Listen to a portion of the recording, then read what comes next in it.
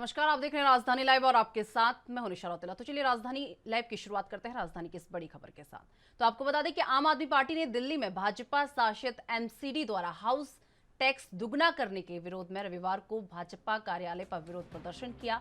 ये प्रदर्शन एमसीडी प्रभारी एवं विधायक दुर्गेश पाठक के नेतृत्व में किया गया और इस दौरान आम आदमी पार्टी के तीनों एलओपी विधायकों और कार्यकर्ताओं ने भाजपा शासित एमसीडी के फैसले के खिलाफ जमकर नारेबाजी की। आम आदमी पार्टी ने भारी बारिश के बावजूद धरना प्रदर्शन किया, साथ ही हाउस टैक्स बढ़ाने के फैसले को वापस लेने की मांग की। आप नेताओं ने बताया कि प्रदर्शन के बावजूद भाजपा के लोग कोई जवाब देने से बच रहे हैं। आपका कहना है कि पीएम मोदी के नेतृत्व में चल रही भाजपा शासित एमसीडी पूरी दिल्ली में अराजकता का माहौल फैला रही है और आम आदमी पार्टी के एमसीडी प्रभारी विधायक दुर्गेश पाठक ने कहा कि आज इतनी भारी बारिश में भी हमें प्रदर्शन को जारी रखना पड़ रहा है क्योंकि ये मुद्दा बहुत गंभीर है। जब से पीएम मोदी ने एमसीडी को अपने अंतर्गत लिया है, ऐसा लग रहा है वो दिल्ली वालों के साथ कोई दुश्मनी निकाल रही है। एमसीडी से हमारी एक छोटी सी मांग थी कि हमारे घरों से कूड़ा उठाकर उसे सही तरीके से कहीं दूर फेंकना, और बार बार मांग के बाद भी उसे ठीक नहीं हुआ। विधायक दुर्गेश पाठक ने बताया कि हमने कहा कि एमसीडी चुनाव करा दो, दिल्ली को हम खुद ही साफ कर लेंगे, लेकिन पीएम मोदी को पता था कि उनकी भाजपा ने दिल्ली में क्या गुल खिला रखे हैं, इसीलिए डर कर चुनाव ही स्थगित करा दिए। मनोज तिवारी ने कहा कि दिल्ली में न कोई नया टैक्स लगाया जाएगा और न ही कोई पुराना टैक्स बढ़ाया जाएगा, लेकिन पहले उन्होंने व्यापारियों के ट्रेड लाइसेंस की फीस को बढ़ा दी और इससे पहले ट्रेड लाइसेंस फीस 500 रुपये थी, इसे बढ़ाकर लगभग 1 लाख रुपया कर दिया। एलजी साहब ने कहा कि दिल्ली वाले चोर हैं क्योंकि वो हाउस टैक्स नहीं भरते, जबकि पूरी दिल्ली ईमानदारी से हाउस टैक्स भरती है। वो सारा पैसा भाजपा के नेता और पार्षद खा जाते हैं। अब उन्होंने हाउस टैक्स दुगना कर दिया है। आम आदमी पार्टी एक ही बात कह रही है कि कभी तो एमसीडी चुनाव होंगे, जैसे विधानसभा चुनाव में कांग्रेस की 0 सीटें जो है आई थी, वैसे ही इस बार भाजपा एमसीडी में 0 सीटें आएंगी और पूरी दिल्ली में सिग्नेचर कैंपेन करेंगे और दिल्ली वालों को भाजपा के भ्रष्टाचार से मुक्ति दिलाएंगे। कोरोना के बाद जो हाउस टैक्स दुगने कर दिए हैं वो जानवर ही हो सकता है, इस जानवर को दिल्ली से खत्म करना है।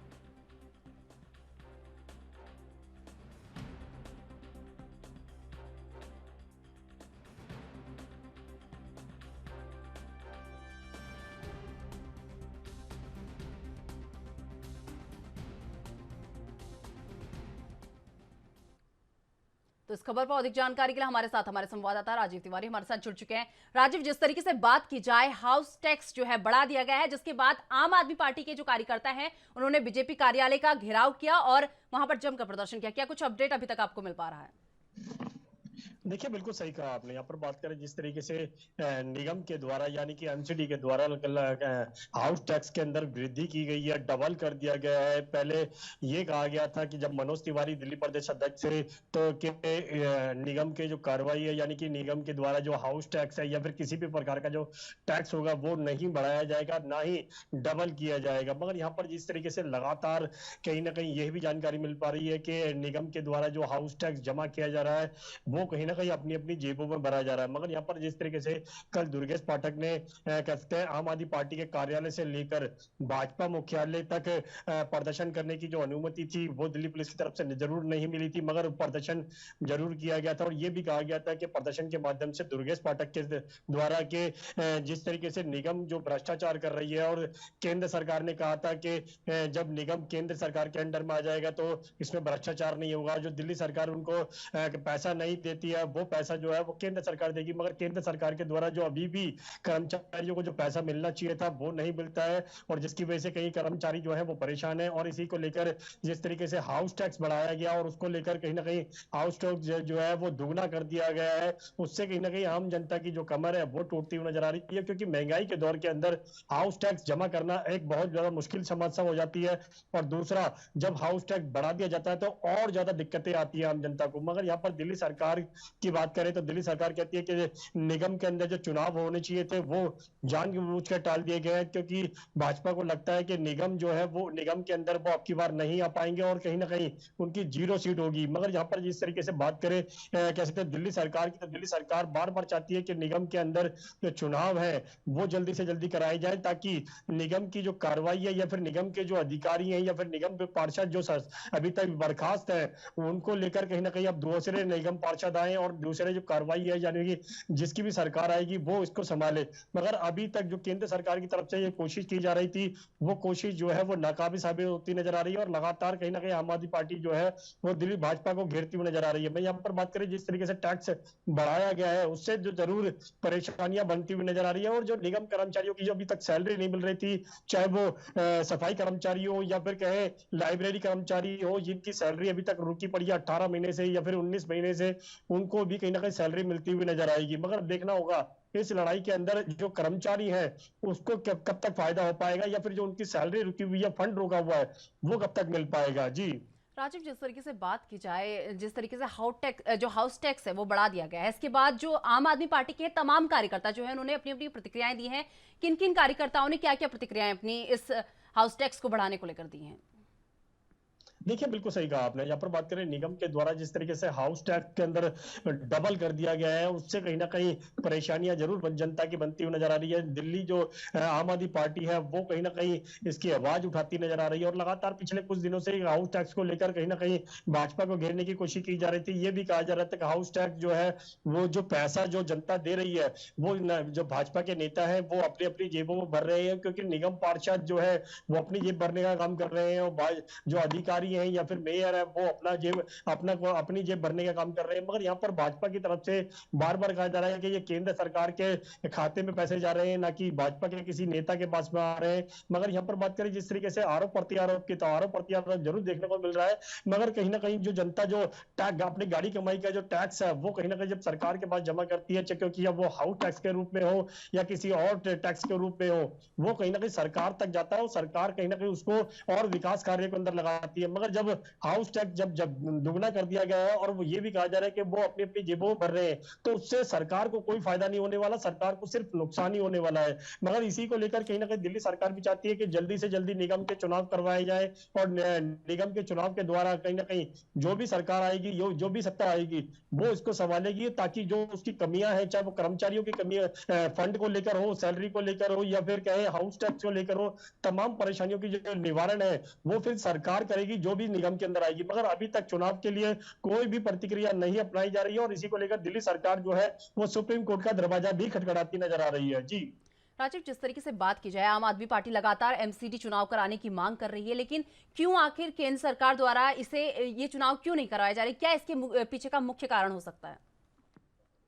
देखिए बिल्कुल सही कहा आपने। यहाँ पर बात करें निगम चुनावों के लेकर लगातार आम आदमी पार्टी जो है प्रयास करती हुई नजर आ रही है, बार बार अपील की जा रही है कि निगम के चुनाव कराए जाए, क्योंकि अभी तक जो निगम का जो कार्यकाल था वो खत्म हो चुका है और केंद्र सरकार के द्वारा ही कोशिश की जा रही है कि केंद्र सरकार ने जिस तरीके से कोशिश की तीनों नगर निगमों को एक किया जाए और उसके बाद में जो दिल्ली सरकार पैसा नहीं देती थी वो केंद्र सरकार देगी, मगर जो अभी तक जो परेशानियां थी कर्मचारियों की वो दूर नहीं हुई है और इसी को लेकर बार बार कहा जा रहा है कि दिल्ली सरकार के द्वारा के निगम के चुनाव जो है वो जल्दी कराए जाए। मगर भाजपा की तरफ से या फिर कहें केंद्र सरकार की तरफ से अभी तक कोई कदम नहीं उठाया जा रहा है और बार बार ये कहा जा रहा है कि निगम के चुनाव जो है समय आने पर करवाए जाएंगे, मगर वो समय कब आएगा ये अभी तक दिल्ली सरकार को नहीं पता है। और दिल्ली सरकार जो है वो लगातार अब सुप्रीम कोर्ट का दरवाजा भी खटखटाती नजर आ रही है कि बार बार कहा जा रहा है कि निगम के जो चुनाव है वो जल्दी से जल्दी कराए जाए, मगर भाजपा शायद जिस तरीके से दिल्ली सरकार कह रही है, यानी कि आम आदमी पार्टी कहते हैं, लोग कहते हुए नजर आ रहे हैं कि भाजपा जो है वो हार के डर की वजह से निगम चुनाव जो है वो नहीं कराना चाहती है। मगर कहीं ना कहीं शायद इसी के अंदर यही चीज देखने को मिल रही है, क्योंकि जिस तरीके से और पंजाब की बात करें जहां पर भाजपा को करारी हार का सामना करना पड़ा, आम आदमी पार्टी को बढ़त मिलती हुई नजर आई, सत्ता हासिल हुई, मगर शायद इसी का डर जो है वो कहीं ना कहीं भाजपा को भी लगता हुआ नजर आ रहा है और शायद कहीं ना कहीं डर की वजह से ही चुनावों को टालने की कोशिश की जा रही है। जी तो चलिए, बहुत बहुत धन्यवाद राजीव हमारे साथ जुड़ने के लिए और ये तमाम जानकारी हमारे साथ साझा करने के लिए। तो आपको बता दें कि पंजाब के चुनाव एवं लोक संपर्क, नवीन एवं नवीनीकरण ऊर्जा स्रोत पर आवास निर्माण और शहरी विकास मंत्री अमन अरोड़ा ने रविवार को पंजाब के मुख्यमंत्री भगवंत मान द्वारा विधानसभा हल्का सुनाम उधम सिंह वाला के समग्र विकास के लिए लगभग 22.60 करोड़ रुपए के विकास प्रोजेक्टों का ऐलान करने के लिए धन्यवाद किया है। आपको बता दें कि शहीद उधम सिंह के शहीदी दिवस के मौके पर राज्य स्तरीय समारोह की अध्यक्षता करते हुए मुख्यमंत्री मान ने ITI सुनाम में 1.66 करोड़ रुपये की लागत से बनने वाले स्टेडियम की नींव का पत्थर भी रखा, जो नौजवानों में खेल को प्रफुल्लित करने का में सहायक होगा। आपको बता दें कि महान शहीद उधम सिंह को श्रद्धांजलि भेंट करने के मौके पर साफ सुथरा और पारदर्शी प्रशासन देने और बगैर किसी पक्षपात के विकास कार्यों को पूरा करने संबंधित मान सरकार की दृढ़ प्रतिबद्धता को दोहराते हुए कैबिनेट मंत्री ने कहा कि मुख्यमंत्री द्वारा किए गए ऐलान के अनुसार इन विकास कार्यों के मुकम्मल होने से सुनाम के लोगों को बड़ी राहत मिलेगी। आपको बता दें कि मुख्यमंत्री ने चीमा में 4.46 करोड़ रुपए की लागत से सब तहसील प्रशासनिक कॉम्प्लेक्स बनाने का भी ऐलान किया है, जिससे चीमा के निवासियों को काफी फायदा होगा। इसके अलावा चीमा में 5.07 करोड़ रुपए की लागत से नया बस स्टैंड, लोगोवाल में 3.58 करोड़ रुपए की लागत से नया स्टेडियम, लोगोवाल में 2.54 करोड़ रुपए की लागत से नया बस स्टैंड बनाने का भी मुख्यमंत्री द्वारा ऐलान किया गया है। और आपको बता दें कि सुनाम शहर में सीवरेज और जल सप्लाई का बचा हुआ काम 5.28 करोड़ रुपए की लागत से पूरा किया जाएगा।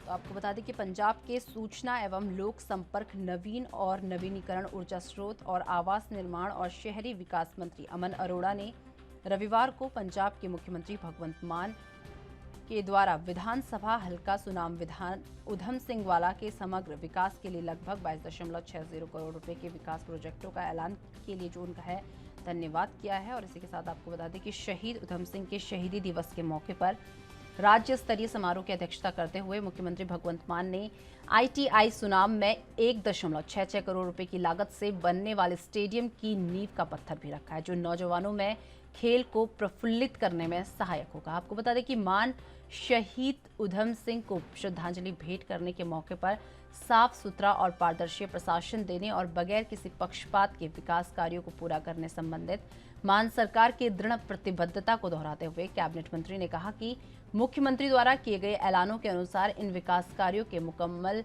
होने से सुनाम में के जो लोग हैं उन्हें बड़ी राहत मिलेगी। और मुख्यमंत्री ने चीमा में 4.46 करोड़ रुपए की लागत से सब तहसील प्रशासनिक कॉम्प्लेक्स बनाने का भी ऐलान किया है, जिससे चीमा के निवासियों को काफी फायदा होगा। इसके अलावा चीमा में 5.07 करोड़ रुपए की लागत से नया बस स्टैंड बनाया जाएगा और लोगोवाल में भी आपको बता दें कि 3.58 करोड़ की लागत से जो है स्टेडियम और लोगोवाल में 2.54 करोड़ की लागत से नया बस स्टैंड बनाने का मुख्यमंत्री द्वारा ऐलान किया गया है।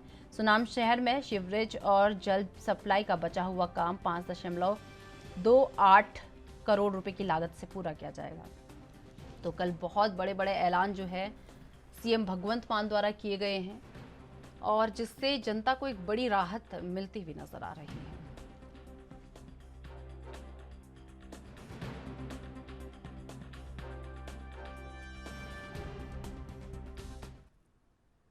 तो इस खबर पर अधिक जानकारी के लिए हमारे साथ हमारे संवाददाता अमित कुमार हमारे साथ जुड़ चुके हैं।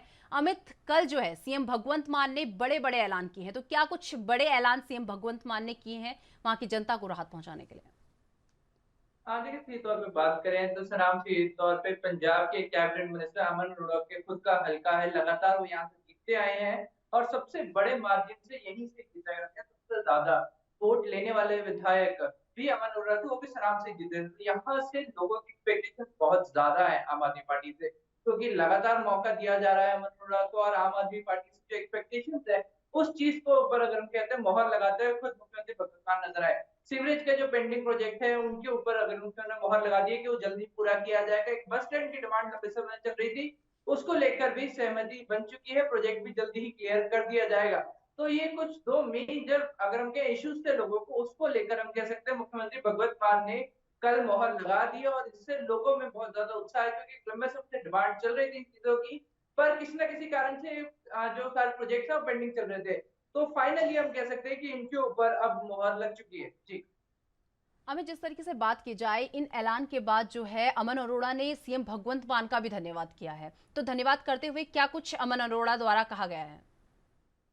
देखिए सीधे तौर पे हम कहें कि ये धन्यवाद हम ये कह सकते हैं कि मुख्यमंत्री भगवत मान का किया गया है, क्योंकि इस हल्के से एक लंबे समय से एक्सपेक्टेशन थी और दूसरे डबल प्रेशर आ जाता है, क्योंकि देखिए अमन अरोड़ा खुद अब कैबिनेट मिनिस्टर भी हैं और यहाँ से सबसे ज्यादा मार्जिन से जीतने वाले विधायक भी हैं। तो उन्होंने सीधे तौर पे मुख्यमंत्री भगवत मान का धन्यवाद किया, उनसे ये बातें बताई कि कितने लंबे समय से यहाँ के लोग परेशान चल रहे हैं लगातार, क्योंकि जब विपक्ष में तब से प्रोजेक्ट पेंडिंग है, उनकी तरफ से बार बार मांगे की गई थी, उनके प्रोजेक्ट आगे रखे गए थे पर अप्रूवल नहीं आ रही थी।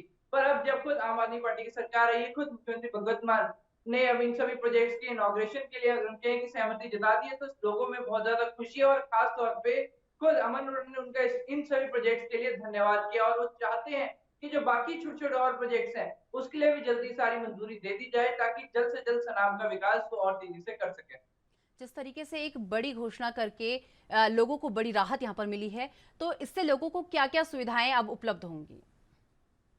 देखिए 2 मेजर इश्यूज अगर आप देखें कहीं पर भी किसी भी अगर हम जगह जाते हैं तो सीवरेज एक मेन प्रायोरिटी होती है और अगर सीवरेज सही नहीं है तो आम अगर उनके लोकल डेवलपमेंट में बहुत ज्यादा दिक्कत आती है। अगर हम सीधे तौर पे कहें कि अमन अरोड़ा लोकल बॉडी मिनिस्टर भी हैं, उसमें उनके डेवलपमेंट का भी बहुत ज्यादा फैक्टर रहता है, तो इसलिए हम कह सकते हैं कि मेजर डेवलपमेंट कार्यों में तेजी आ पाएगी। तो सीवरेज प्रोजेक्ट एक बार कहीं पर भी एक अच्छा सीवरेज प्रोजेक्ट या सीवरेज लाइन लग जाती है तो बाकी की डेवलपमेंट में कोई इश्यू नहीं आता है, क्योंकि अगर सीवरेज लाइन बाद में डलती है तो जितनी डेवलपमेंट की थी सब एक तरफ से हम कहते हैं एक स्टेप बैक ले लेते हैं, क्योंकि सड़कें पटनी पड़ती हैं, दोबारा से सीवरेज लाइन डालनी पड़ती है, आकलन करना पड़ता है। पर अगर ये सब चीजें पहले आकलन करके डाल दी जाए तो उससे एरिया का विकास और अच्छा हो सकता है। तो वही दूसरा बस स्टैंड की अहमियत हर कोई जानता है, एक प्रॉपर बस स्टैंड होने से जो यहाँ से एक्टिव रूट रहते हैं, यहाँ पे लोगों के लिए आने जाने का, चाहे उनको बाहर जाना है, किसी को ये वापस ना आना है, तो उन सब चीजों के लिए लोगों को एक बहुत बड़ा अगर हम कहें कि सहूलियत मिल जाएगी और इससे लोगों को सिर्फ और सिर्फ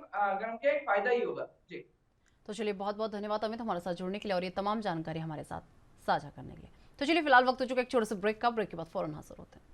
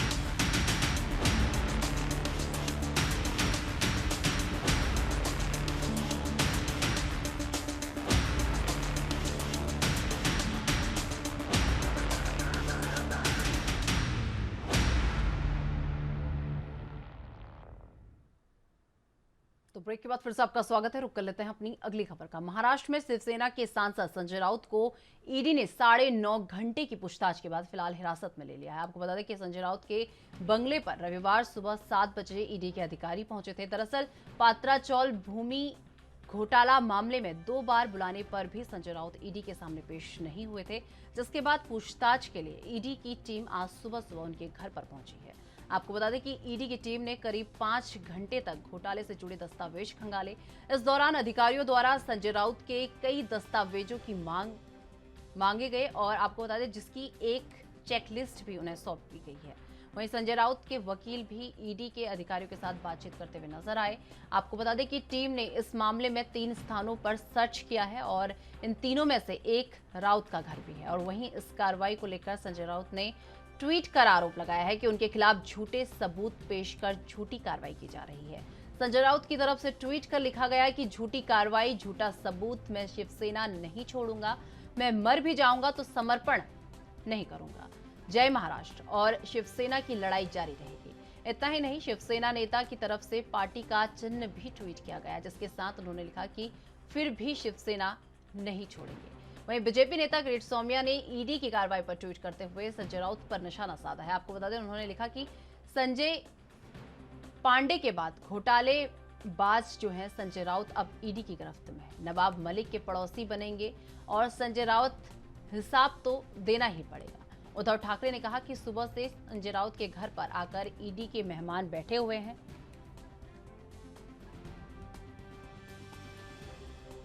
कल आपने देखा जिस तरीके से राज्यपाल ने मराठी लोगों से खिलाफ बात की और भाजपा चुप रही, ये साफ दिखाता है कि मराठी लोगों को समाप्त करने का षड्यंत्र है और शिवसेना को समाप्त करने की कोशिश हो रही है। आपको बता दें, शिवसेना मराठी और हिंदुत्व की आवाज उठाने वाला संगठन है और उद्धव ठाकरे ने कहा कि आज संजय राउत के गिरफ्तार होने की संभावना है। यह ऐसा अपना ट्वीट में उन्होंने कहा।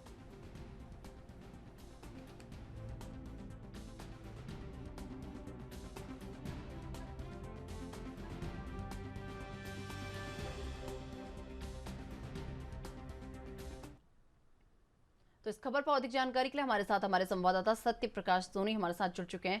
सत्य प्रकाश, जिस तरीके से बात की जाए, अगर कल की बात की जाए तो कल ईडी ने 9.5 घंटे जो है ईडी संजय राउत के घर रही और वहां पर लगातार जो पूछताछ का सिलसिला था वो लगातार जारी था। उसी बीच अब उन्हें हिरासत में भी ले लिया गया। तो क्या कुछ अपडेट अभी तक आपको मिल पा रही है? बिल्कुल निशा जी, देखिए संजय राउत की करीब 16 घंटे की पूछताछ के बाद उनकी गिरफ्तारी हो गई है। यह गिरफ्तारी खुद ज्वाइंट कमिश्नर ईडी ने दिया है और आधिकारिक तौर पर यह बयान भी दिया है कि संजय राउत की गिरफ्तारी हो चुकी है।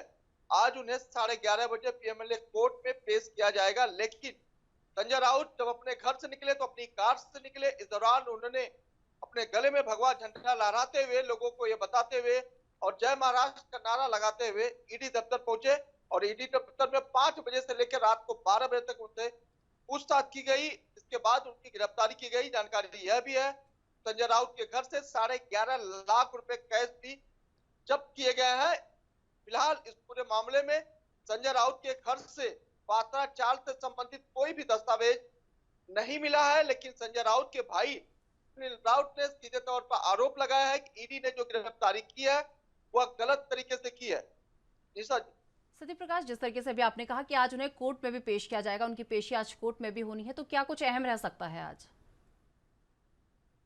देखिए, ईडी कोशिश करेगी कि संजय राउत का जो है हिरासत लिया जाए, क्योंकि आगे की जो पूछताछ वो शायद हो सकती है। लेकिन संजय राउत के वकील द्वारा लगातार ये कोशिश की जाएगी कि संजय राउत को जल्द से जल्द रिहा कराया जाए। लेकिन संजय राउत ने अपने घर से निकलने से पहले अपने मां का आशीर्वाद लिया। जैसे ईडी ने उन्हें बताया कि उनको हिरासत में लेंगे, उसके बाद उन्होंने अपनी मां से कहा कि ईडी उन्हें हिरासत में लेने वाली है। उन्होंने यह भी कहा कि शायद ईडी उनकी गिरफ्तारी भी कर सकती है। इस लिहाज से उन्होंने मां को गले लगाया, मां का आशीर्वाद दिया। इस दौरान मां ने उनके जो है आरती उतारते हुए उनको तिलक लगाया। इस दौरान संजय राउत भी भावुक हो गए, उनकी मां भी भावुक हो गई और इस दौरान संजय राउत ने मां को गले लगाया और उनकी पत्नी भी मौजूद थी। हालांकि तमाम जो माहौल था गमगीन था, लेकिन मां की नजर में बेटा हमेशा निर्दोष होता है। सीधे तौर पर उन्होंने मां से आशीर्वाद लेते हुए मां ने कहा कि बेटा आप जाओ, जल्दी लौटोगे।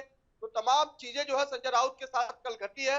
लेकिन संजय राउत अब जो है कहीं न कहीं गिरफ्तारी हो गई है। अब माना जा रहा है कि नवाब मलिक के आसपास जो है संजय राउत का जो है काल कोठरी तय किया जाएगा। इस तरह की जो है स्थिति अब संजय राउत के खिलाफ बनाई गई।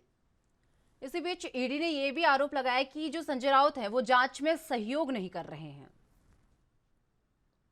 देखिए बिल्कुल ईडी को पहले ही मालूम था कि ईडी को गिरफ्तार करना है तो ईडी इस तरह की बात जरूर करेगी, क्योंकि उनके वकील ने कहा कि संजय राउत लगातार जब से उनके घर में ईडी के अधिकारी गए हुए हैं तब से वो लगातार जांच में सामने बैठे हुए हैं, तमाम दस्तावेजों की जानकारी दे रहे हैं। लेकिन इस तरह की बातें जो है उनके भाई ने आरोप लगाया कि ईडी का इस तरह का बयान जो है कहीं न कहीं गलत है।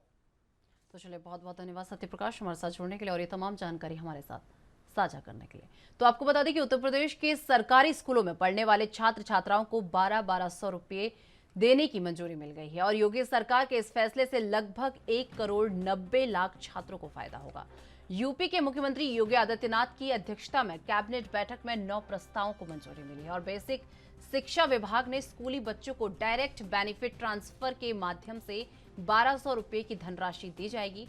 बेसिक शिक्षा विभाग द्वारा अब छात्रों के खाते में 1100 रुपये की जगह 1200 रुपये भेजेगी। फिलहाल यूपी के सरकारी स्कूल में पढ़ने वाले छात्रों को 1100 रुपये दिए जा रहे थे, जिसमें 2 जोड़ी यूनिफॉर्म के लिए 600 रुपये, स्वेटर के लिए 200 रुपये, जूते मोजे के लिए 125 रुपये और स्कूल बैग के लिए 170 रुपये शामिल थे। इसके अलावा स्टेशनरी में 4 कॉपियां, 2 पेंसिल, 2 रबड़, 2 कटर के पैसे दिए जा रहे थे। ये प्रक्रिया अगस्त के पहले सप्ताह से शुरू हो सकती है। केंद्र सरकार की ओर से 600 रुपये और राज्य सरकार की ओर से 500 रुपये अपने बजट से देती है और वहीं माता पिता या अभिभावकों के साथ अब बच्चों के आधार कार्ड का भी वेरिफिकेशन कराया जा रहा है। मीडिया रिपोर्ट्स के मुताबिक अब तक नामित 1 करोड़ 91 लाख छात्रों में से 1 करोड़ 41 लाख के आधार वेरिफिकेशन हो चुके हैं।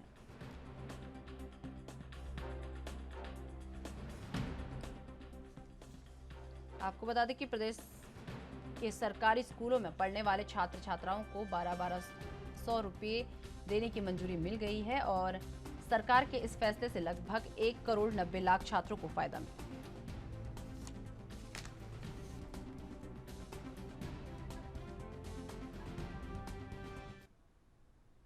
तो इस खबर पर अधिक जानकारी के लिए हमारे साथ हमारे संवाददाता जितेंद्र चौहान हमारे साथ जुड़ चुके हैं। जितेंद्र, जिस तरीके से बात की जाए, योगी सरकार ने एक बहुत बड़ी सौगात जो सरकारी स्कूलों में जो बच्चे पढ़ते हैं उन्हें दी है। अब 1200 रुपये जो है उन्हें दिए जाएंगे, तो इसे लेकर क्या कुछ अधिक जानकारी आपके पास है?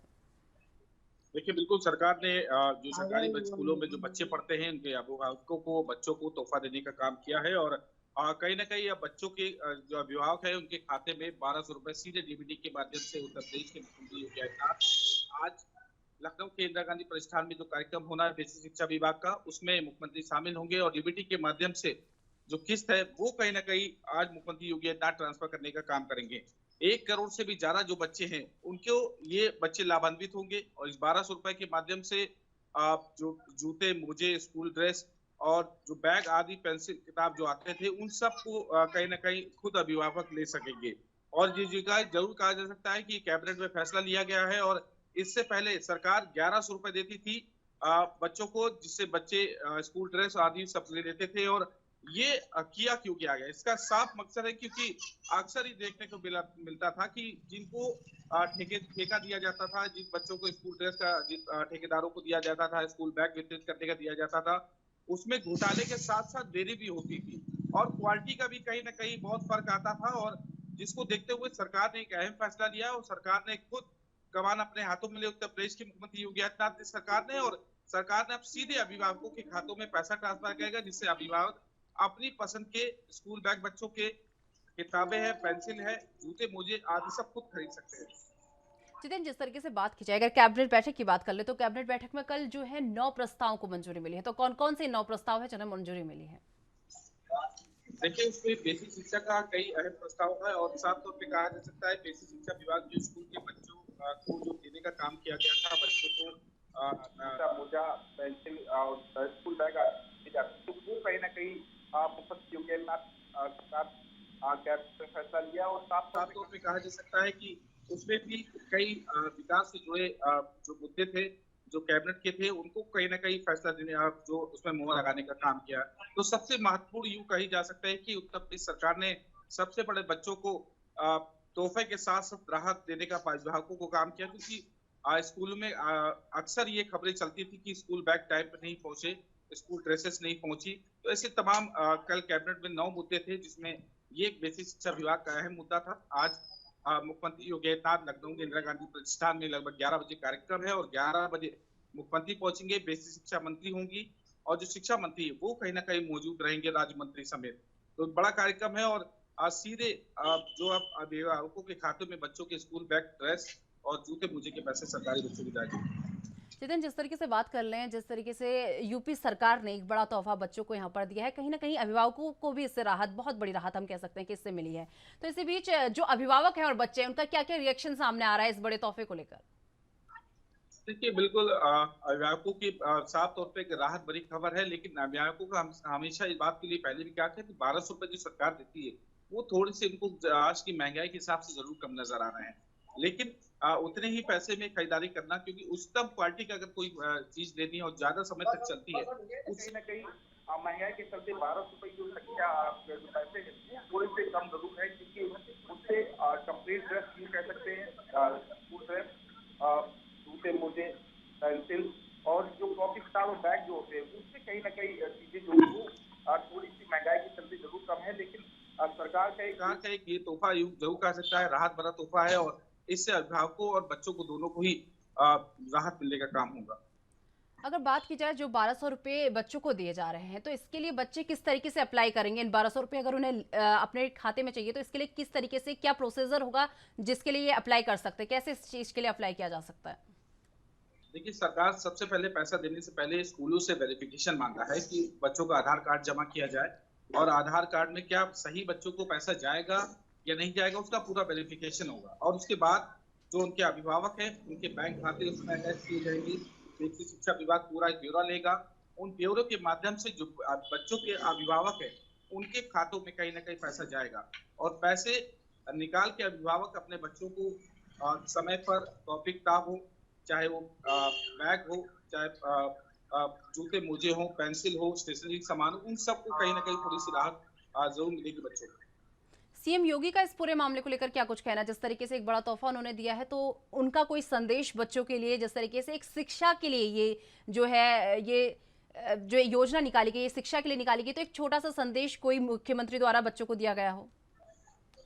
देखिए, सरकार का हमेशा संदेश रहा है और सरकार उत्तर प्रदेश की योगी सरकार ने जब से कमान उत्तर प्रदेश की संभाली, सरकारी जोर दिया सरकार ने कि ज्यादा से ज्यादा बच्चों का सरकारी स्कूलों में एडमिशन कराया जाए, उनको शिक्षा दी जाए, अच्छी दी जाए, गुणवत्ता बढ़ाइए शिक्षा की। तो ऐसी तमाम चीजें हैं, हमेशा मुख्यमंत्री योगी आदित्यनाथ हमेशा संदेश देते आए हैं। आज जब वो डीबीटी के माध्यम से बच्चों के खातों में पैसा ट्रांसफर करेंगे, अभिभावकों के खाते में पैसा ट्रांसफर करेंगे, तो जरूर शिक्षा के नाम पे संदेश देंगे और अक्सर वो इस बात की जरूर कहते हैं कि शिक्षा में किस तरह के घोटाले किए जाते थे।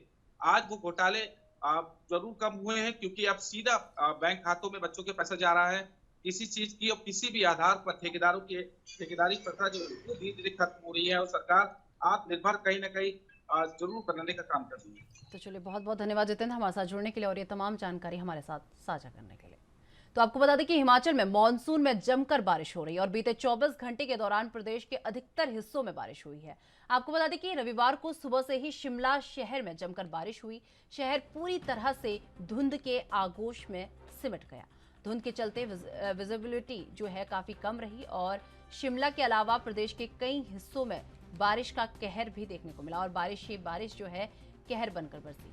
मौसम विभाग के 3 अगस्त तक भारी बारिश को लेकर येलो अलर्ट जारी किया गया है। प्रदेश में हो रही भारी बारिश से पेड़ गिरने के साथ साथ लैंडस्लाइड की घटनाएं भी सामने आ रही हैं। नदी नाले भी उफान पर हैं। आपको बता दें कि मौसम विभाग ने लोगों को नदी नालों से दूर रहने और यात्रा करते समय सावधानी बरतने की सलाह दी है। आपको बता दें कि मौसम विभाग के निर्देशक सुरेंद्र पॉल ने कहा कि प्रदेश में मानसून ने रफ्तार पकड़ी है और बीते 24 घंटों के दौरान अधिकतर हिस्सों में बारिश हो रही है। आगामी 3 दिन तक भारी बारिश को लेकर अलर्ट जारी किया गया है। उन्होंने बताया कि जुलाई माह में अच्छी बारिश रिकॉर्ड की गई है। जुलाई माह में 264.5 मिलीलीटर बारिश जो है दर्ज की गई है और 9 मकान ध्वस्त, 25 सड़कें बंद, करोड़ों का नुकसान इस बीच हुआ है। आपको बता दें कि प्रदेश में हो रही बारिश से काफी नुकसान हुआ है। बीते 24 घंटे के दौरान अगर बात कर ले तो बारिश से प्रदेश में 9 कच्चे पक्के मकान और 8 गौशालाएं ध्वस्त हो गई हैं। इसमें 2 मकान पूरी तरह से तबाह हो गए हैं, जबकि 8 मकानों को आंशिक नुकसान पहुंचा है। मंडी जिले में 4, हमीरपुर में और 2 चंबा, सिरमौर और सोलन में एक मकान क्षतिग्रस्त हुआ है। हमीरपुर में 3, कांगड़ा में 2, चंबा, सिरमौर और सोलन में एक पशुशाला धराशायी हुई है। बारिश की वजह से 25 सड़कें और 17 ट्रांसफार्मर और 12 पेयजल परियोजनाएं भी बंद रहीं। कुल्लू जिले में सबसे ज्यादा 15 सड़कें, चंबा में 3, सोलन व लाहौल स्पीति में 2, बिलासपुर और कांगड़ा मंडी में एक सड़क यातायात के लिए बंद रही।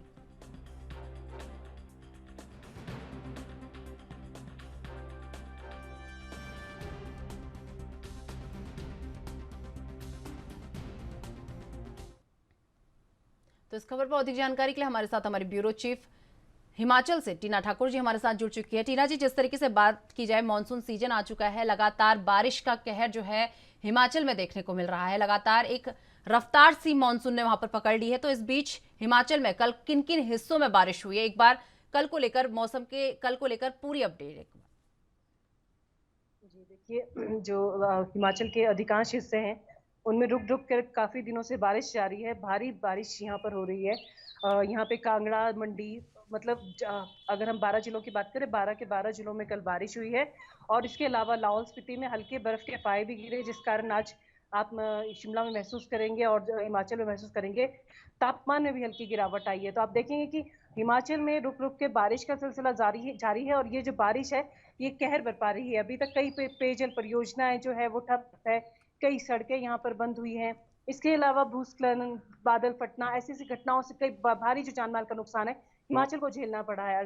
जबकि मौसम विभाग ने अभी 4 अगस्त तक जो है येलो अलर्ट का जो चेतावनी वो जारी की है। और इसके अलावा कहा है जो आगामी 3 दिन है, सोम, मंगल और बुध, ये जो आज से लेकर 3 दिन है, यहाँ भारी से भारी बारिश हो सकती है। इसमें शिमला है, कांगड़ा है, कुल्लू है और जो मंडी जिला है, इनको जिलों को अलर्ट पर बोला गया है रखने के लिए, क्योंकि कुल्लू में पहले ही कुल्लू जिला पहले से अलर्ट पर है, क्योंकि कुल्लू भारी भूस्खलन की घटनाएं हो रही हैं। पिछले कल भी जो लारजी डैम के जब बाद फाटक खोला गया तो वहां पे बाढ़ की स्थिति हो गई थी। कई गांवों को वहां खाली करवाया गया है। और शिमला के शहर की बात करें तो यहाँ भी कृष्णा नगर में कई घरों को कल खाली करवाया गया है, क्योंकि वहां पे जो है मकान गिरने की स्थिति बनी हुई है। ऐसे में आप देखेंगे मानसून जो है एक तरफ तो बागवानों के लिए राहत और अच्छी खबर लेकर आता है, लेकिन दूसरी तरफ हिमाचल में इस टाइम जो मानसून है वो कहर बरपा रहा है। कई लोग बेघर हो चुके हैं, कई लोगों को अपनी जान से नुकसान उठाना पड़ा है। पेयजल परियोजना यहाँ पे बंद पड़ी है, इसलिए पानी के लिए लोगों को तरसना पड़ रहा है। बिजली के फार्मर्स यहाँ पे बंद है। तो आप ऐसे में देखेंगे कि हिमाचल में आगामी कुछ दिनों में भी फिलहाल मानसून थमने वाला नहीं है, लेकिन 4 और 5 अगस्त के बाद मौसम विज्ञान विभाग ने जो कहा है कि 4 या 5 अगस्त के बाद में यहाँ पे मानसून में स्थिरता आ सकती है, थोड़ी कमी आ सकती है। टीना जी, जिस तरीके से बात की जाए, लगातार मानसून का कहर एक तरीके से हिमाचल में देखने को मिल रहा है, तो इसी बीच एक सवाल ये उठता है कि कितनी सार्वजनिक और कितनी निजी संपत्ति को यहाँ पर नुकसान हुआ है? जी देखिए, इस तरह का जो आप देखेंगे 24 घंटे के दौरान आपने भी पहले बताया कि 9 कच्चे और 2 जो पक्के मकान है वो पूरी तरह क्षतिग्रस्त हो गए हैं। गौशालाएं पूरी तरह क्षतिग्रस्त हो चुके हैं। अगर हम सार्वजनिक संपत्ति की बात करें, सबसे भारी जो नुकसान है वो सार्वजनिक संपत्ति को उठाना पड़ा है। लोक निर्माण विभाग की अधिकतर जो सड़कें हैं वो टूट चुकी है, पानी में जलमग्न हो चुकी है और जो बिजली ट्रांसफार्मर है वो बंद पड़े हैं। तो आप देखेंगे जो निजी संपत्तियों को तो खैर नुकसान हो ही रहा है, लोगों को भारी नुकसान उठाना पड़ा, लेकिन सार्वजनिक संपत्ति है काफी करोड़ों में ये मामला चला गया है। 365 करोड़ से अभी 3 दिन मैंने जो पहले बताया था 365 करोड़ का ये अनुमान था कि यहाँ पे हिमाचल को ये सार्वजनिक संपत्ति का नुकसान उठाना पड़ा है। इसमें सबसे ज्यादा जो है लोक निर्माण विभाग को इसका नुकसान उठाना पड़ा है, क्योंकि आप देखेंगे कि NH5 है, जगह जगह पे जलमग्न हो चुका है, जगह जगह वो टूट चुका है। काफी जो सड़कें हैं वो 21 सड़कें तो अकेले कुल्लू जिला में इस वक्त बंद पड़ी हैं। तो आप देखेंगे कि सड़कों को सबसे अधिक नुकसान यहाँ पर उठाना पड़ा है। और मानसून खत्म होने के बाद सबसे बड़ी चुनौती और साथ साथ जो अभी भी चुनौती है सरकार और प्रशासन के सामने, वो यही है कि जल्दी से जल्दी जो ये सड़कें हैं बहाल की जाए, क्योंकि जो लोग हैं उनको गंतव्य तक पहुंचने के लिए, और अगर किसी को आपातकालीन स्थिति में अस्पताल पहुंचना है या कोई अन्य कारण है, तो ऐसे में काफी दिक्कतों का यहाँ सामना करना पड़ा है। क्योंकि दुर्गम इलाकों में कुल्लू की बात करें, चंबा की बात करें, बिलासपुर हुआ, मंडी हुआ, यहाँ पे काफी जो इलाके में जो सड़कें बंद पड़ी हैं, ऐसे में जो लोगों को भारी नुकसान, भारी जो परेशानियां हैं वो उठानी पड़ रही है। टीना जी, जिस तरीके से बात की जाए, भारी बारिश यहाँ पर हो रही है लगातार। एक तरीके से मॉनसून यहाँ पर लोगों को राहत देता हुआ नजर नहीं आ रहा। लगातार बारिश हो रही है, तो इस बीच लोगों को किन किन समस्याओं का सामना करना पड़ रहा है? देखिए, जो भारी मानसून है, बच्चों को 28 जुलाई तक स्कूल, सरकारी स्कूल यहाँ पे बंद थे, अब खोल दिए गए हैं। हालांकि कहा जा रहा है कि सरकार अभी आज फैसला ले सकता है, शिक्षा विभाग, कि आगामी 1 हफ्ते तक यहाँ स्कूल भी बंद किए जाए, क्योंकि जो स्कूली बच्चे हैं, छोटे बच्चे हैं, ऐसे में उन्हें स्कूल तक पहुंचने की भारी परेशानी को सामना करना पड़ रहा है। क्योंकि शहर की अगर हम बात छोड़ जाए, दुर्गम इलाकों में नदी है, नाले हैं, ऐसे में उफान पर है और बच्चों को जो है सबसे ज्यादा खतरा है। दूसरी तरफ जो लोग हैं, दफ्तरों तक उनके पहुंचने में दिक्कतें पेश आ रही है, अस्पताल किसी ने जाना है उसको काफी दिक्कतों का सामना करना। उसके अलावा किसान और बागवानी की बात करें, बेशक राहत मानसून लाता है, लेकिन अभी जो है अधिकतर जो फसलें हैं वो तबाह हो चुकी है। जो कई किन्नौर में कई सड़कें जो बंद पड़ी हैं, कुल्लू में बंद पड़ी हैं, अपनी ऊपरी शिमला में जो कुछ सड़कों को नुकसान पहुंचा है। ऐसे में जो सेब सीजन है वो भी प्रभावित हो रहा है, और लोगों को जो अपनी जो तैयार फसल है, नकदी फसल, वो जो है मार्केट तक पहुंचाने में भारी परेशानियों का सामना करना पड़ रहा है। तो आप देखेंगे, अगर समय पर ये जो सब्जी मंडी में सेब की फसल नहीं पहुंचाई गई, तो भारी नुकसान किसानों और बागवानों को उठाना पड़ सकता है। पड़े पड़े जो उनका जो तैयार माल है, वो उसको जो है सबसे ज्यादा नुकसान हो सकता है। टीना जी, जिस तरीके से बात की जाए शासन प्रशासन की अगर बात करें, तो शासन प्रशासन ने लोगों से क्या क्या अपील की है इस बारिश के दौरान?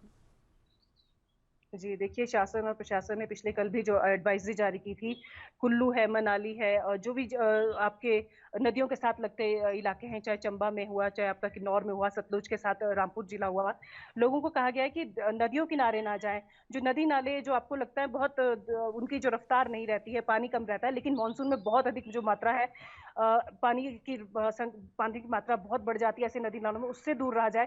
पर्यटकों को खास तौर पे कहा गया है कि एक उनके में क्रेज रहता है कि फोटो खिंचाने के लिए वो नदी नालों में उतर जाते हैं। ऐसे में प्रशासन ने कहा है कि कभी भी नदी नालों में कभी भी बाढ़ की स्थिति आ सकती है, तो ऐसे में काफी दूरी वो रखें। और बरसात के मौसम में पर्यटकों से खास तौर पर अपील की गई है कि अगर हो सके अपनी जो यात्रा है वो स्थगित रखें। अगर आपको जरूरी काम है, स्थानीय लोगों को भी यही अपील की गई, अगर आपको जरूरी काम है तभी घरों से निकले, क्योंकि नदी नाले इस वक्त तूफान पर है। दूसरी तरफ एचआरटीसी जो एडवाइजरी है वो भी जारी की गई है। वहां पे भी जो एचआरटीसी के चालक है, परिचालक है, उनको कहा गया है कि सबसे ज्यादा आपके लिए सवारी की जो जान है वो इंपॉर्टेंट रखती है। इसलिए अगर आपको लग रहा है बरसात तेज है, तो अपनी जो बस है उसको सुरक्षित जगह पे ले जाएं। जो आपकी जो भी गाड़ियां हैं उनको कभी चट्टान की तरफ खड़ा ना करें, क्योंकि अब चट्टान, सबसे ज्यादा चट्टाने सड़कों के किनारे टूटकर गिरती है। ऐसे में जो जान माल का नुकसान है सबसे ज्यादा ऐसे मामलों में उठाना पड़ सकता है। तो प्रशासन ने जो है, हर विभाग इस वक्त जो है अपील जारी कर रहा है, और आपदा प्रबंधन विभाग ने खास तौर पर मानसून के लिए जो अपनी एसडीआरएफ की टीम है वो तैयार, उनको जो है अलर्ट पे रखा है। और साथ ही बार बार हर रोज वो एडवाइजरी जारी कर रहे हैं, अलग अलग जिलों के लिए जारी कर रहे हैं। तो ऐसे में लोगों से खास तौर पर अपील सरकार ने भी की है कि मानसून में थोड़ा सा सतर्कता बरते, एहतियात बरते, ताकि जान और माल दोनों को बचाया जा सके। टीना जी, जिस तरीके से मॉनसून लगातार जो है अपनी रफ्तार पकड़े हुए है, तो इस बीच मॉनसून से हिमाचल में सबसे ज्यादा प्रभावित कौन सा जिला है? जी, देखिए, वैसे तो हर जिला प्रभावित हो रहा है, लेकिन अगर आपको वैसे करें, लाहौल स्पीति में कल बाढ़ आई है, कुल्लू में कल बाढ़ आई है। सबसे ज्यादा अगर हम बात करें तो कुल्लू जिला इस वक्त सबसे ज्यादा प्रभावित है, चंबा जिला प्रभावित है, चंबा में भी बाढ़ आई है। लेकिन आप देखेंगे कि अभी इस वक्त 13 जो बड़ी घटनाएं हैं बाढ़ की, वो अभी तक हो चुकी है। 3 बार यहाँ पे बादल बड़े उसमें फट चुका है। तो आप देखेंगे कि कुल्लू हुआ आपका, बिलासपुर, मंडी, ये सारे इलाके, हालांकि शिमला भी है और अन्य जिले भी हैं, लेकिन जो भारी जो अलर्ट पे भी जिस जिले को रखा था, अभी अगर हम बात करें, कुल्लू जिला इस वक्त सबसे ज्यादा अलर्ट पे भी है, और कुल्लू में कुल्लू को सबसे अधिक संवेदनशील जिला भी घोषित किया गया है मानसून के लिहाज से। जी, भूस्खलन की घटनाएं कहां कहां पर देखने को मिल रही है इस बारिश के दौरान? देखिए, अधिकतर जगहों पे भूस्खलन की घटनाएं, शिमला शहर की अगर हम बात करें, पिछले कल समरहिल में भूस्खलन हुआ, चमियाना में यहाँ पर हुआ, कृष्णानगर में हुआ है, जगह जगह यहाँ पे भूस्खलन की घटना है।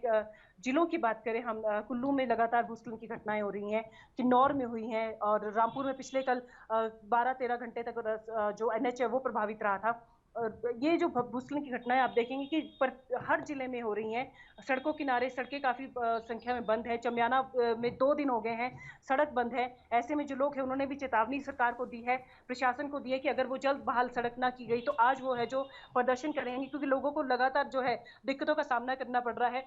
पीने के लिए पानी नहीं मिल पा रहा है। शिमला शहर की हम बात करें, 5 दिन बाद यहाँ पानी की सप्लाई हो रही है। तो ऐसे में जो है जो मानसून है वो काफी बड़ी संख्या में जो है अपने साथ परेशानियां भी यहाँ पर लेकर आया है। तो चलिए, बहुत बहुत धन्यवाद टीना जी हमारे साथ जुड़ने के लिए और ये तमाम जानकारी हमारे साथ साझा करने के लिए। तो आपको बता दें कि छत्तीसगढ़ में कोरोना की रफ्तार तेजी से बढ़ रही है। जिन जिलों में अब तक इस लहर में कोरोना का प्रकोप देखने को नहीं मिल रहा था, अब वहां भी संक्रमित मरीजों के मिलने की पुष्टि हो रही है। प्रदेश में सबसे ज्यादा राजधानी रायपुर में 162 मरीज शनिवार को कोरोना जांच में पॉजिटिव पाए गए हैं। वहीं दुर्ग, भिलाई में 93 और राजनांदगांव में एक दिन में 66 मरीजों के मिलने की पुष्टि हुई है। इसके अलावा नारायणपुर, सुकमा, दंतेवाड़ा और गरियाबंद में भी अब कोरोना के मामले सामने आ रहे हैं। इसके साथ ही छत्तीसगढ़ में कोरोना पॉजिटिविटी दर 6.44% तक पहुंच गई है। आपको बता दें, बीते सप्ताह भर में कोरोना के पॉजिटिव दर में तेजी से बढ़ोतरी हो रही है। स्वास्थ्य विभाग से मिली जानकारी के मुताबिक शनिवार को प्रदेश भर में हुए 10,216 सैंपल की जांच में 658 व्यक्ति कोरोना संक्रमित पाए गए हैं। वहीं प्रदेश में 2 संक्रमित मरीजों की अस्पताल में इलाज के दौरान मौत हो गई है। आपको बता दें कि राजधानी में स्थिति काफी बिगड़ रही है और हर रोज संक्रमित मरीजों की संख्या में इजाफा हो रहा है। दुर्ग, भिलाई के साथ साथ बस्तर में भी अब तेजी से कोरोना संक्रमण जो है देखने को मिल रहा है। यही हाल रहा तो प्रदेश में कोरोना एक बार फिर से बेकाबू हो सकता है। हालांकि कोरोना से बचाव के लिए लगातार स्वास्थ्य विभाग और जिला प्रशासन की टीम आम जनता से नियमों का पालन करने की अपील कर रही है, लेकिन प्रदेश में नियमों का पालन नहीं होने से कोरोना के मामले प्रदेश में अब तेजी से बढ़ रहे हैं। प्रदेश में वर्तमान की स्थिति में कुल एक्टिव मामलों की संख्या 3,440 पर पहुंच गई है।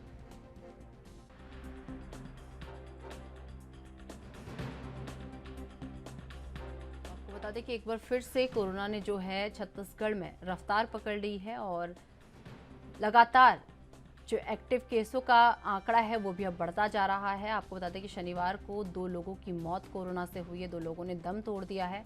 तो अब एक तरीके से देखा जाए तो छत्तीसगढ़ में एक बार फिर से पहली और दूसरी लहर जैसी तस्वीरें अब देखने को मिल रही हैं। लगातार इसके लिए जो है सरकार द्वारा कदम उठाए जा रहे हैं, लोगों से अपील की जा रही है कि कोरोना गाइडलाइंस का पालन किया जाए, पर कहीं ना कहीं लोगों में अब कोरोना को देखते हुए भय, जो कोरोना का भय है वो धीरे धीरे खत्म होता हुआ नजर आ रहा है। लेकिन जिस तरीके से आंकड़े अब लगातार सामने आ रहे हैं वो कहीं ना कहीं भयावह हैं और डराने वाले आंकड़े हैं। आपको बता दें कि शनिवार को 2 लोगों की मौत छत्तीसगढ़ में कोरोना की वजह से हुई है।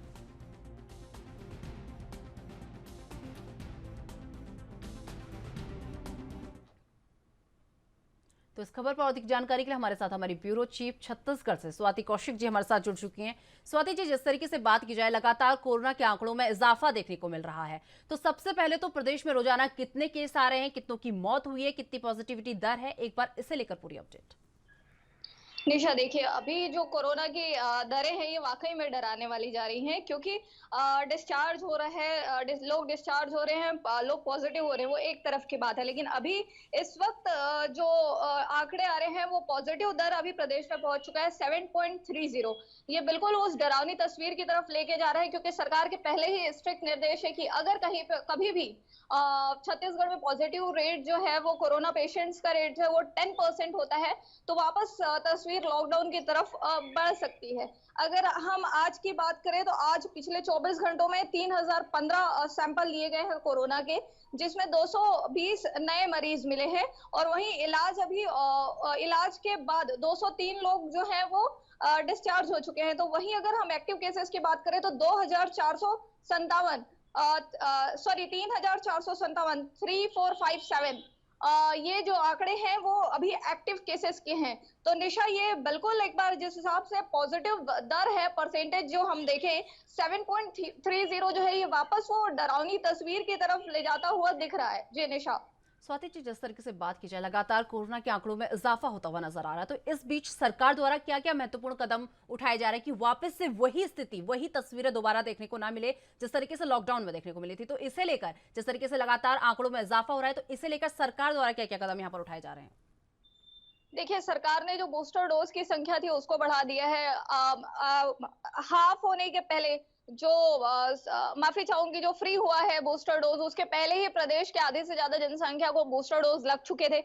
अब रेट मतलब फ्री होने के बाद जो बची हुई जनसंख्या है उसमें भी तेजी से बूस्टर डोज लगवाया जा रहा है। लेकिन फिर भी कहीं ना कहीं कुछ ना कुछ चूक तो जनता की तरफ से और प्रशासन की तरफ से हो रही है निशा, जिसकी वजह से ये तस्वीरें जो है वो वापस दिख रही है। लेकिन इसमें अभी संतोषजनक बात ये है कि बिल्कुल अभी डेथ रेशियो जो है वो 0 चल रहा है। कल की अगर हम बात करें तो किसी भी मृत्यु दर जो है वो बिल्कुल नहीं दिख रहा है, 0 है, नील है। लेकिन ये जो पॉजिटिव परसेंटेज है ये बिल्कुल डरा रही है कि क्या वजह है जिसकी वजह से कोरोना फैल रही है। स्वाति जी, जिस तरीके से बात की जाए, जिस तरीके से कोरोना के आंकड़ों में इजाफा जो है देखने को मिल रहा है, तो इस बीच क्या लोगों में कोई जागरूकता देखने को नहीं मिल रही कोरोना को लेकर? क्योंकि जिस तरीके से अगर इसी तरीके से केस बढ़ते जाएंगे तो एक बार पुरानी स्थिति फिर से पैदा हो जाएगी। तो क्या लोगों को कोरोना को लेकर उनके मन में जो एक डर था वो अब खत्म होता नजर आ रहा है? क्या लोगों के मन के अंदर अब जागरूकता नहीं दिख रही है कोरोना को लेकर? देखिए, जागरूकता है लेकिन डर खत्म हो गया है निशा। ये जो पिछले बार जो तीसरे लहर की जो बात की गई थी, लेकिन फिर भी वो तीसरा लहर उस स्वरूप में नहीं था जो छत्तीसगढ़ के परिप्रेक्ष्य में अगर हम बात करें तो जितना डेंजरस जो है वो सेकेंड फेज था उतना थर्ड फेज नहीं था। लेकिन अब हम बात करें तो बिल्कुल ये कहा जा सकता है कि जनता इसको टेकन फॉर ग्रांटेड ले रही है, क्योंकि कहीं पर भी सड़कों में गवर्नमेंट के जो होर्डिंग्स है वो दिख जाते हैं, पोस्टर्स है वो दिख जाते हैं, ऑफिसेस में बिना मास्क के प्रवेश वर्जित का जो नियम है वो लिखा हुआ दिख जाता है, सैनिटाइजर का यूज करें ये दिख जाता है। लेकिन जनता उतने ही निष्क्रिय दिख रही है, यहाँ पर बिल्कुल गंभीरता से नहीं ले रही है। कुछ समय पहले तक के नगर निगम द्वारा फाइन का भी मतलब अगर सिर्फ रायपुर के परिप्रेक्ष्य की बात करें प्रदेश में तो जो बिना मास्क के लोग थे उनके लिए फाइन की भी बात की गई थी, फाइन लिया भी जा रहा था। लेकिन अभी पिछले कुछ समय से जब कोरोना का दर एकदम कम हो गया था तो वो सारी चीजें नील कर दी गई थी, बिल्कुल सारी चीजों को हटा दिया गया था। लेकिन अब फिर से जिस हिसाब से परसेंटेज दिख रहा है 7% से ज्यादा का जो रेशियो आ रहा है ये बिल्कुल डराने वाला है दिशा। और जनता को ही इसमें अपनी समझदारी दिखानी पड़ेगी। शासन तो अपनी तरफ से पूरी गाइडलाइन दे रहा है, चिकित्सा व्यवस्था कर सकता है शासन, लेकिन आपको लाकर मास्क घर घर बांटने के बाद भी अगर आप नहीं लगाएंगे तो इसका सरकार भी कुछ नहीं कर पाएगी। यहाँ पर तो मुझे ऐसा ही नजर आ रहा है निशा। स्वाति जी, जिस तरीके से कोरोना में इजाफा हो रहा है तो वैक्सीनेशन को लेकर क्या कुछ अपडेट अभी तक आपको मिल रहा है? कितना प्रतिशत वैक्सीनेशन हो चुका है, कितने लोग रह चुके हैं वैक्सीनेशन से, इसे लेकर एक बार पूरी अपडेट। देखिए, वैक्सीनेशन की अगर बात करें निशा तो प्रदेश की जो मोर देन 50% जनता है उसको दो बार के जो वैक्सीनेशन थे वो लग चुके हैं। इसी कड़ी में अगर बूस्टर डोज की भी बात करें तो जिस क्राइटेरिया में लोग आते जा रहे हैं उस क्राइटेरिया में वैक्सीनेशन होता जा रहा है और वैक्सीनेशन के परसेंटेज मोर देन 70% के कुछ आ रहे हैं। जी निशा, स्वास्थ्य विभाग जो है कोरोना को लेकर क्या क्या निर्देश स्वास्थ्य विभाग द्वारा दिए गए हैं?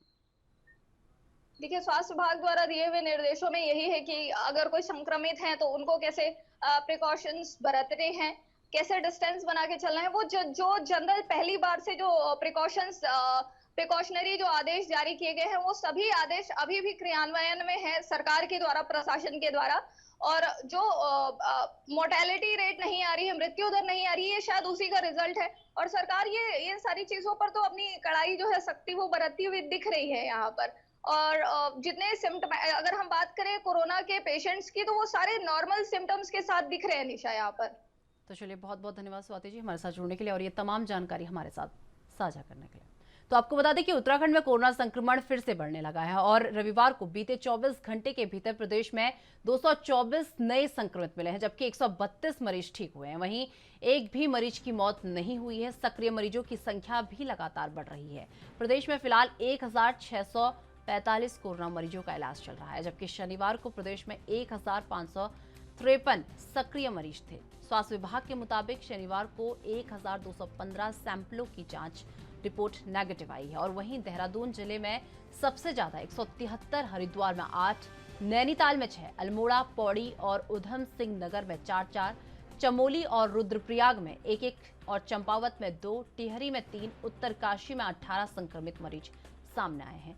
आपको बता दें कि प्रदेश की रिकवरी दर जो है 94.47% और संक्रमण दर 15.57% दर्ज की गई है। आपको बता दें कि प्रदेश में कोरोना संक्रमण का खतरा लगातार बढ़ रहा है और एक महीने के भीतर संक्रमण दर में 4 गुना की बढ़ोतरी हुई है। बीते 7 दिनों के भीतर 1820 संक्रमित पाए गए हैं और जबकि 4 मरीजों की मौत हो गई है। विशेषज्ञों का मानना है कि संक्रमण की रोकथाम के लिए सरकार को सैंपल टेस्टिंग, ट्रीटमेंट की रणनीति पर ध्यान देना होगा। साथ ही कोविड के अनुरूप व्यवहार का पालन करने के लिए लोगों को जागरूक करने की आवश्यकता है और स्वास्थ्य विभाग की रिपोर्ट पर social development for community foundation ने सप्ताहवार कोविड संक्रमण की स्थिति का विश्लेषण किया है। और आपको बता दें कि जुलाई के पहले सप्ताह में प्रदेश की संक्रमण दर 3.52% थी, जो बढ़कर लगभग 15% पहुंच गई है और जिससे साफ हो गया है कि प्रदेश में कोरोना संक्रमण का प्रसार लगातार बढ़ रहा है। लेकिन कोविड को लेकर लोगों में अब किसी तरह का भय नहीं नजर आ रहा। सार्वजनिक स्थानों पर ना तो लोग मास्क पहन रहे हैं और ना ही सोशल डिस्टेंसिंग का पालन किया जा रहा है।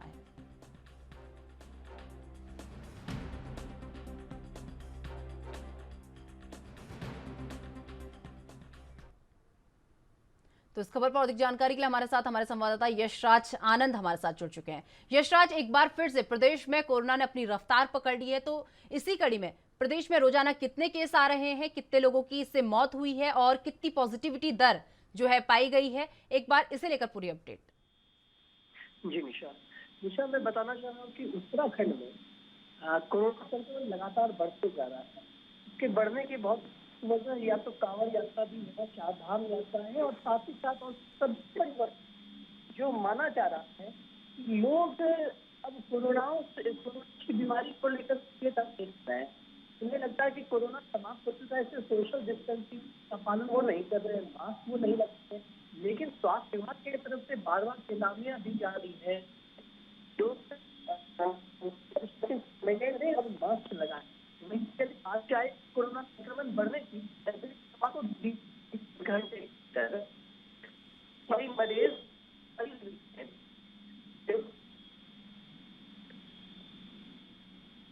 और ये भी मरीज की मौत नहीं हुई है और सक्रिय मरीजों। तो चलिए, बहुत बहुत धन्यवाद यशराज हमारे साथ जुड़ने के लिए और ये तमाम जानकारी हमारे साथ साझा करने के लिए। तो आपको बता दें कि लगातार प्रदेश में एक बार फिर से कोरोना के आंकड़े बढ़ रहे हैं और ये डराने वाली तस्वीर फिर से सामने आने लगी है। आपको बता दें कि जिस तरीके से लगातार कोरोना के आंकड़े बढ़ रहे हैं, उससे कहीं ना कहीं अब सरकार की मुश्किलें भी बढ़ती हुई नजर आ रही हैं और सरकार इसे लेकर काफ़ी चिंतित है। अगर इसी तरीके से ये रफ्तार बढ़ती रही तो कहीं ना कहीं एक बार फिर से पुराने लॉकडाउन की तस्वीरें देखने को मिल सकती हैं। तो आपको बता दें कि लगातार सरकार द्वारा ये कोशिश की जा रही है कि लोगों से जो है अधिक से अधिक लोगों से सोशल डिस्टेंसिंग, कोरोना नियमों का पालन कराने की अपील यहाँ पर की जा रही है। तो चलिए, मेरे साथ फिलहाल राजधानी लाइव में बस इतना ही। देश दुनिया की तमाम बड़ी खबरों के लिए देखते रहिए ANB न्यूज़। नमस्कार।